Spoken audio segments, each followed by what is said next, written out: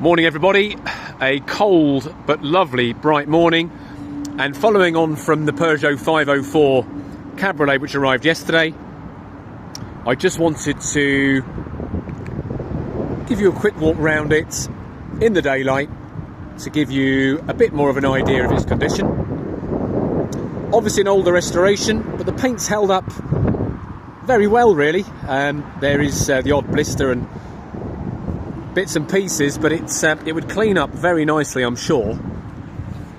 One thing I did just want to get to the bottom of, we've got the original bill of sale with it, which is nice, supplied new to a company called Joyride Limited back in 1979.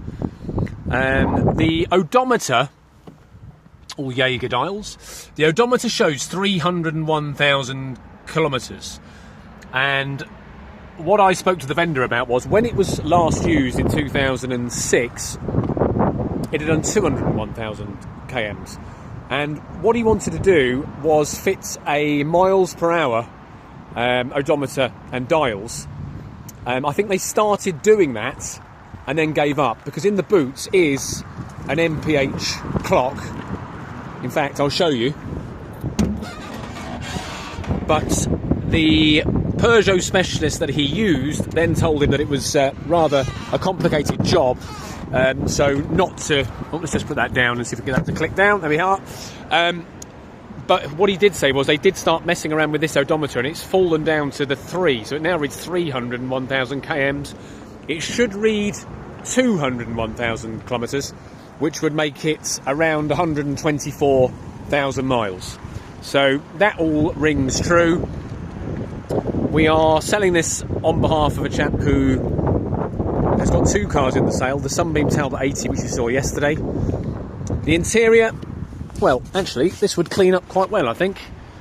I've actually had the hood up this morning as well. I won't put it up while I'm filming this because it will end in embarrassment. But obviously had a face-off radio put in it, as a lot of cars did in the early noughties, an Alpine unit or something. But the hood's actually in pretty good order. It was a bit stiff after all those years, so it's probably been down since 2007. Engine bay all looks tidy and clean. So we're going to go with the guide price I said before, £6,000 to £8,000 for a French rarity. Let's just have a quick look in the shuts. I think the worst of anything was in the shut, so a little bit there in that little bit of a blister there. It's actually okay in there, isn't it? What's that for? That's the wiring for something. But no, it's you could certainly, depending on how far you wanted to go with this car, for the sake of some recommissioning, you would have a usable 504 convertible. And it just depends how much you want to invest to take it to the next level.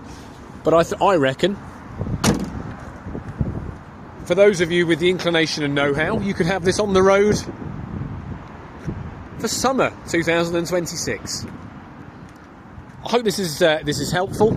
Underneath, I saw it on the lorry, all looked pretty good. Obviously, it's probably had some repairs at some point, I would think. It's a 70s Peugeot.